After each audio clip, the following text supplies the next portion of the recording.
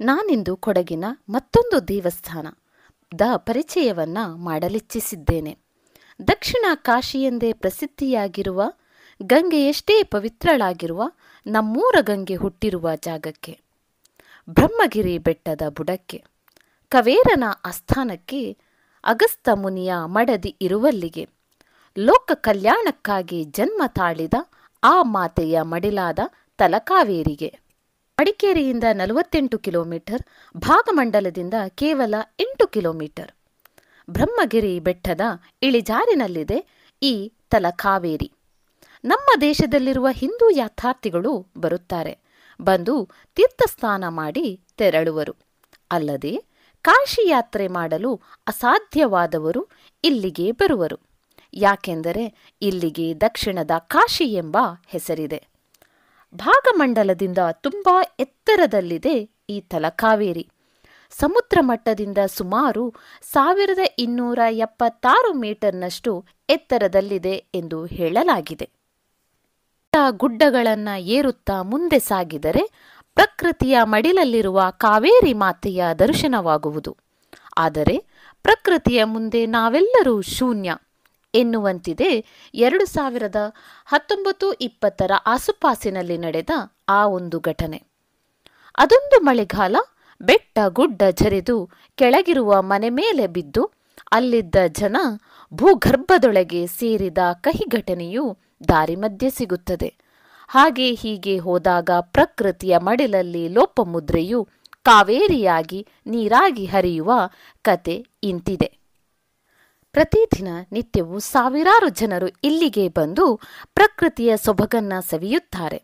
ಪಕ್ಕದಲ್ಲಿರುವ ಭಗಂಡೇಶ್ವರನ ದೇವಸ್ಥಾನದ ಬಳಿಯಿರುವ ಸಂಗಮದಲ್ಲಿ ಮಿಂದೆದ್ದು ತಮ್ಮ ದೈವಾಧೀನರಾದ ಹಿರಿಯರಿಗೆ ತರ್ಪಣ ಬಿಟ್ಟು ಇಲ್ಲಿಗೆ ಬರುವುದು. ಪಿತೃತರ್ಪಣದ ಬಗ್ಗೆ ನನ್ನ ಇನ್ನೊಂದು ವಿಡಿಯೋದಲ್ಲಿ ಸವಿಸ್ತಾರವಾಗಿ ತಿಳಿಸಿರುತ್ತೇನೆ. ಬೇಕಾದರೆ ಡಿಸ್ಕ್ರಿಪ್ಷನ್ನಲ್ಲಿ ಲಿಂಕ್ ಕೊಟ್ಟಿರುತ್ತೇನೆ, ಹೋಗಿ ನೋಡಿ ತಿಳಿದುಕೊಳ್ಳಿ. ಇಲ್ಲಿ ಕವೇರ ಎಂಬ ರಾಜನಿದ್ದ. ಅವನಿಗೆ ಮಕ್ಕಳ ಭಾಗ್ಯ ಇದ್ದಿರಲಿಲ್ಲ. ಹಾಗಾಗಿ ಅವನಿಗೊಂದು ದಿನ ಮಗುವಿನ ಬಯಕೆಯಾಗಿ ಇಲ್ಲೇ ಮೇಲಿರುವ, ಅಂದರೆ ಬ್ರಹ್ಮಗಿರಿ ಬೆಟ್ಟದಲ್ಲಿ ಬ್ರಹ್ಮನ ಕುರಿತಾಗಿ ತಪಸ್ಸು ಮಾಡಿದಾಗ ಬ್ರಹ್ಮದೇವರು ಪ್ರತ್ಯಕ್ಷನಾಗಿ ಅವನ ಮಗುವಾದ ಲೋಪಮುದ್ರೆಯನ್ನ ಎಂಬ ಹೆಣ್ಣು ಮಗುವನ್ನ ಇವನಿಗೆ ಕೊಡುತ್ತಾರೆ. ಹಾಗಾಗಿ ಲೋಪಮುದ್ರೆಯಾಗಿದ್ದ ಬ್ರಹ್ಮನ ಮಗಳು ಕವೇರನ ಸಾಕು ಮಗಳಾಗಿ ಕಾವೇರಿಯಾದಳು. ಅಲ್ಲದೆ ಕಾವೇರಿಯಾಗಿ ನಾಡಿನಾದ್ಯಂತ ಉಪಕಾರಿಯಾದಳು. ಕಾವೇರಿಯ ಸೌಂದರ್ಯಕ್ಕೆ ಗುಣಕ್ಕೆ ಮನಸೋತು ಅಗಸ್ತ್ಯ ಮುನಿಯು ಕಾವೇರನೊಂದಿಗೆ ಮದುವೆ ಮಾಡಿಕೊಡಿ ಎಂದು ಕೇಳಿಕೊಳ್ಳುತ್ತಾರೆ. ಆದರೆ ಕಾವೇರಿ ಅಂದರೆ ಲೋಪಮುದ್ರೆ ಮದುವೆಗೆ ಮೊದಲು ಅಸಮ್ಮತಿ ತೋರಿಸುತ್ತಾಳೆ. ನಾನಿಲ್ಲಿರುವುದು ಲೋಕ ಕಲ್ಯಾಣಕ್ಕಾಗಿ ಹುಟ್ಟಿದವಳು, ಇಲ್ಲಿ ನೆಲೆ ನಿಂತು ಸಂಸಾರಿಯಾಗಲು ಸಾಧ್ಯವಿಲ್ಲವೆಂದು ತಿಳಿಸುವಳು. ಅಷ್ಟೇ ಅಲ್ಲದೆ ಮದುವೆಯಾಗುವುದಾದರೆ ನನ್ನದೊಂದು ಷರತ್ತು.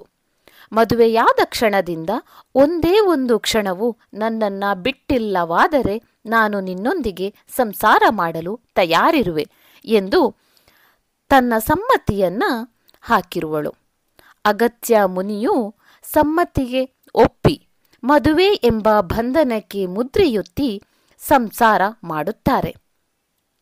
ಕುಂಡಿಕೆಯ ಮೇಲ್ಭಾಗದಲ್ಲಿ ಅರಳಿ ಮರವಿದ್ದು ಇದನ್ನ ಅಗಸ್ತ್ಯ ಮುನಿಯು ನೆಟ್ಟಿದ್ದರು ಎಂಬ ನಂಬಿಕೆ ಇದೆ.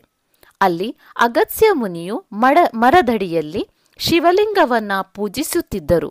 ಹಾಗಾಗಿ ಇಲ್ಲಿ ಅಗಸ್ತ್ಯೇಶ್ವರ ಎಂಬ ಶಿವಲಿಂಗವಿದೆ. ಒಂದು ಕ್ಷಣವೂ ಬಿಟ್ಟಿರದೆ ಸಂಸಾರವನ್ನ ನಿಭಾಯಿಸುತ್ತಿದ್ದರು ಅಗಸ್ತ್ಯ ಮುನಿ ಹಾಗೂ ಕಾವೇರಿ ಅಂದರೆ ಲೋಪಮುದ್ರೆ.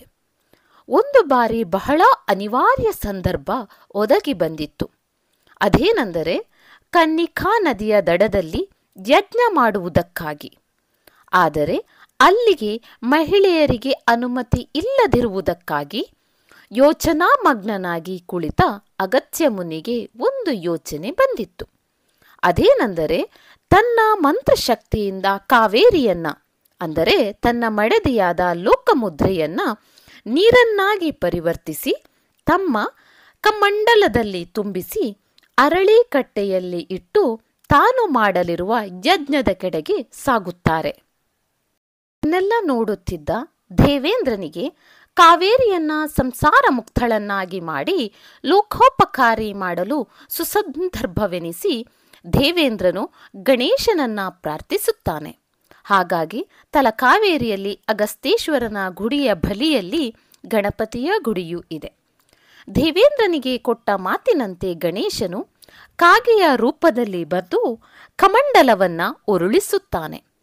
ಉರುಳಿಸಿದಾಗ ಬಿದ್ದಾಗ ಇರುವುದೇ ಈ ಕಾವೇರಿ ಕುಂಡಿಕೆ. ಹಾಗಾಗಿ ಇಲ್ಲಿಂದ ಕಾವೇರಿಯು ಕಾವೇರಿ ತಾಯಿಯಾಗಿ ನೀರಾಗಿ ಹರಿದು ಮುಂದೆ ಹೊರಟಳು. ಆಗ ನೀರಾಗಿ ಹರಿಯುವ ಸಂದರ್ಭದಲ್ಲಿ ಅಗಸ್ತ್ಯ ಮುನಿಯ ಶಿಷ್ಯಂದಿರು ತಡೆಯಲು ಪ್ರಯತ್ನಿಸುತ್ತಾರೆ. ಆದರೆ ಅದರಲ್ಲಿ ಅವರು ವಿಫಲರಾಗುವರು. ಹರಿಯುವ ಮುನ್ನ ನಿಮ್ಮ ಭಕ್ತಿಗೆ ಮೆಚ್ಚಿದೆ ನಾನು, ಆದರೆ ನೀವು ಹೇಳಿದಂತೆ ಇಲ್ಲಿರಲು ಸಾಧ್ಯವಿಲ್ಲ. ನನ್ನ ಕೆಲಸ ಲೋಕ ಕಲ್ಯಾಣ ಮಾಡುವುದು. ಹಾಗಾಗಿ ವರುಷದಲ್ಲಿ 1 ತಿಂಗಳು ನಾನಿಲ್ಲಿ ಬಂದು ನೆಲೆಸುವೆ. ಅದಾವ ತಿಂಗಳೆಂದರೆ ತುಳಾ ಸಂಕ್ರಮಣದ ದಿನ ಸೂರ್ಯನು ಕನ್ಯಾ ರಾಶಿಯಿಂದ ತುಲಾ ರಾಶಿಗೆ ಸಂಚರಿಸುವ ಸಂದರ್ಭದಲ್ಲಿ ನಾನಿಲ್ಲಿ ತೀರ್ಥರೂಪಿಣಿಯಾಗಿ ಉಕ್ಕಿ ಬರುವೆ ಎಂದು ಬಂದು 1 ತಿಂಗಳು ಇಲ್ಲಿ ನೆಲೆಸುವೆ ಎಂದು ಹೇಳಿ ಅಲ್ಲಿಂದ ಹೊರಡುವಳು ಎನ್ನುವ ಪ್ರತೀತಿ ಇಲ್ಲಿದೆ. ತಲಕಾವೇರಿಯಿಂದ ಹೊರಟು ಬರುವಾಗ, ಅಂದರೆ ಭಾಗಮಂಡಲಕ್ಕೆ ಬರುವಾಗ 2 ಕಿಲೋಮೀಟರ್ ದೂರದಲ್ಲಿ ಹನಿ ಡ್ಯೂ ಕೆಫೆ ಎಂಬ ಒಂದು ಅಂಗಡಿ ಇದೆ. ಅದರ ಬಳಿಯಲ್ಲಿಯೇ ಒಂದು ಸಣ್ಣ ಮಣ್ಣಿನ ರೋಡ್ ಇದೆ. ಆ ರೋಡಲ್ಲಿ 2 ನಿಮಿಷದಷ್ಟು ನಡೆದರೆ ಒಂದು ಬೃಹತ್ಕಾರದ ಬಂಡೆ ಇದೆ. ಅದರ ಹೆಸರೇ ಭೀಮನ ಕಲ್ಲು. ಅದು ಕೂಡ ಬಹಳ ಸುಂದರವಾಗಿದ್ದು ಪ್ರಕೃತಿಯ ಮಡಿಲಲ್ಲಿರುವ ವಿಸ್ಮಯ ಒಂದರಲ್ಲಿ ಇದೊಂದು ಸೇರಿದೆ. ನಾವು ನೀವೆಲ್ಲ ನೋಡಿ ಆನಂದಿಸುವುದರಲ್ಲಿ ತಪ್ಪೇನಿಲ್ಲವಲ್ಲ? ಹೌದು, ಕಲ್ಲು ಬೃಹದಾಕಾರವಾಗಿದ್ದು ನೋಡಲು ಅಲ್ಲಿಂದ ಮುಂದೆ ಬಂದರೆ ಭಾಗಮಂಡಲದ ಭಗಂಡೇಶ್ವರ ದೇವಸ್ಥಾನವು ಸಿಗುತ್ತದೆ. ಭಾಗಮಂಡಲವು ನೋಡಲು ಬಲು ಸುಂದರವಾದ ಊರು. ಅದರಲ್ಲಿ ಭಗಂಡೇಶ್ವರನೆಂಬ ದೇವರು ನೆಲೆಸಿರುತ್ತಾರೆ. ಅದರ ತಟದಲ್ಲಿ, ಅಂದರೆ ಆ ಭಗಂಡೇಶ್ವರ ದೇವಸ್ಥಾನವು ನೆಲೆಸಿರುವುದು 3 ನದಿಗಳ ಸೇರುವ ಸಂಗಮವಾದ ದಡದಲ್ಲಿ. ಆ 3 ನದಿಗಳಾವುದೆಂದರೆ, ಒಂದು ಕಾವೇರಿ, ತಲಕಾವೇರಿಯಿಂದ ಹರಿದು ಬಂದು ಭಾಗಮಂಡಲದಲ್ಲಿ ಕಾಣಸಿಗುವಳು. ಅಲ್ಲಿ ಮತ್ತೆ ಇನ್ನೊಂದು ಕಾಣಸಿಗುವುದು ಕನ್ನಿಕೆ. ಇನ್ನೊಂದು ನದಿ ಸುಜ್ಯೋತಿಯು ನಮಗೆ ಕಾಣಸಿಗುವುದಿಲ್ಲ, ಯಾಕೆಂದರೆ ಅವಳು ಅಂತರ್ಗಾಮಿ. ಆ 3 ನದಿಗಳು ಒಟ್ಟು ಸೇರಿ ಅಲ್ಲಿಂದ ಜೊತೆಯಾಗಿ ಕಾವೇರಿ ನದಿಯಾಗಿ ನಮ್ಮ ರಾಜ್ಯವಲ್ಲದೆ ತಮಿಳುನಾಡಿನಾದ್ಯಂತ ಹರಿದು ಎಲ್ಲರಲ್ಲಿರುವ ಹಸಿರನ್ನ ಬೆಳೆಸಲು ಸಹಕಾರಿಯಾಗುವಳು. ಕೃಷಿಕರಿಗೆ,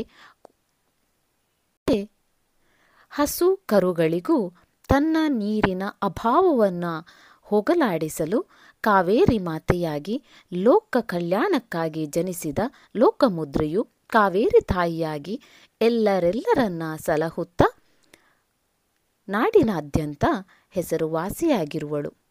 ಇನ್ನೊಂದು ವಿಡಿಯೋದಲ್ಲಿ ಭಾಗಮಂಡಲ ಅಥವಾ ಕೊಡಗಿನ ಇನ್ನೊಂದು ದೇವಸ್ಥಾನದ ಬಗ್ಗೆ ಪರಿಚಯಿಸಲಿದ್ದೇನೆ. ಅಲ್ಲಿವರೆಗೆ ಧನ್ಯವಾದಗಳು.